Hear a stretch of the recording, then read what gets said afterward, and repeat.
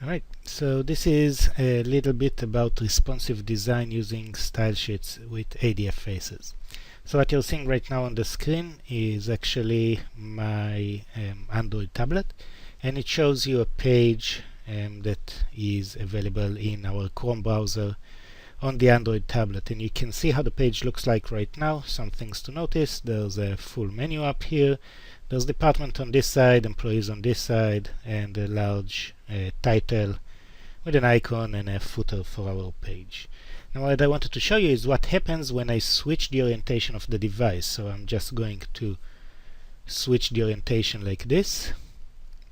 Okay, and instead of you having to turn your head around, let me just do this operation, and now you can see how it looks right now. So what happens now is we actually have smaller font, smaller icon.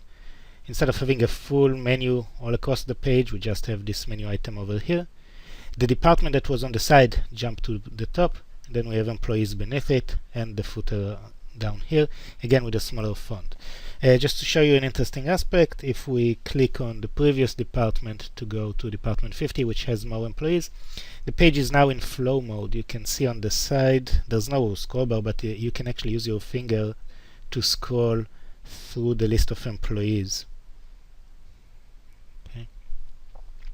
And when you reach the end of this list, it's hard to see because not the full screen fits in there, there's the load more down there, and if I click the load more, I get more employees. Okay, like that. And in addition, in terms of the menu on the side, if I click on it, you can see there's a pop-up coming up with the menu option. So that's basically the switch. So I know it's hard to see it right now on the screen with my Android emulator, so from now on I'm going to show you the same application running inside a browser, which would be easier to understand. So again, the difference is basically I switch the orientation of the device from landscape to portrait. You can emulate the same thing by resizing over here, like that. Okay, so again, notice the changes that are happening dynamically in my page. No need to resubmit the page, get a new page, it's all being done on the client. Again, menu disappears and becomes one option, department jumps to the top, and icons and font become smaller. So how do you achieve this?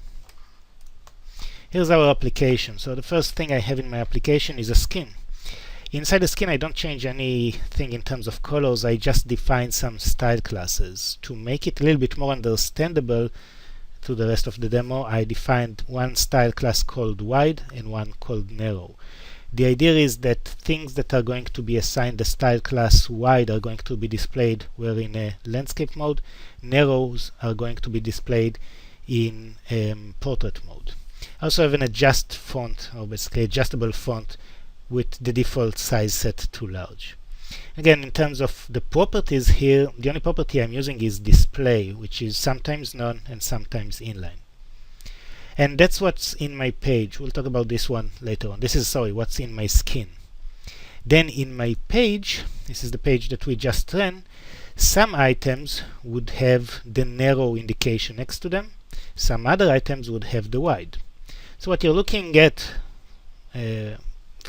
what you're looking here at actually, is the menu, for example. So in a wide mode, I'm going to use this component, which is basically a navigation pane with all the menu options. Again, if you look at the page, wide mode, navigation pane, all of the items. When I switch to a narrow mode, you might think that I collapsed everything, but no, the only thing I did is I hide the navigation pane, and instead I'm showing this item, and this item is this component, panel group layout, with a link and a show pop-up behavior, which means that when I click on it, I get the pop-up with all the options. Okay. Similarly, if you look at the department that jumps to the top, it's not actually department jumping to the top, it's this department disappearing and another department object which is up here appearing. So when I do this, this is actually another box and it's not the previous box. Okay, previous box is gone, doesn't occupy any space, and we get this thing. And again, to do this, all I did was I have two boxes. One box is over here, okay, and this is going to be displayed in the narrow position. So this is on top of another box, which is on the side here. Okay, it's the same department box. This one is going to be displayed in the wide position. So basically I have the two boxes on the page, and I switch them based on who's going to be displayed based on my resolution. Similarly, there's the icons and the text here. Again, big, switching to font. This is actually coming from the template of my page. Okay, and inside my template I have this text here, HR system, with the style class adjust font. Similarly, I have the copyright at the end with the same style class over here, the adjust font, which again changes, the size of the font changes based on the width of my screen. How do you achieve the changes? So here's where the tricky part comes in. To achieve the changes, you need to do a CSS media query, and you can see the format here. Okay. Now notice I put this inside my page template. This is my template. This page, okay, is based on that template. So if you scroll to the top, you'll see it's based on the responsive template. Control click on it, you'll get to the template. Inside the template I have a media query, and what I do in the media query is I define a situation where if the screen has a maximum width of 700 pixels, I'm going to show the narrow and hide, okay, the wide. So basically this controls which part of the screen is going to be shown. In addition, I'm going to the adjust font over here, and I'm switching it to be small.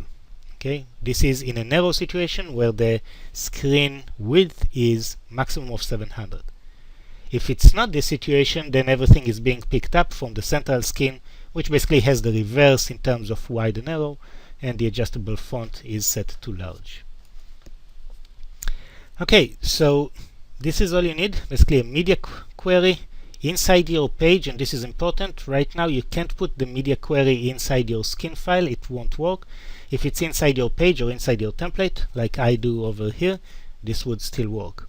The only other item I should mention here is this icon over here, right? So see how it goes from big to small. This is not an image actually, this is something called web font icon, okay, which is defined over here. Again, there's this part over here. Okay, we define a default size for it.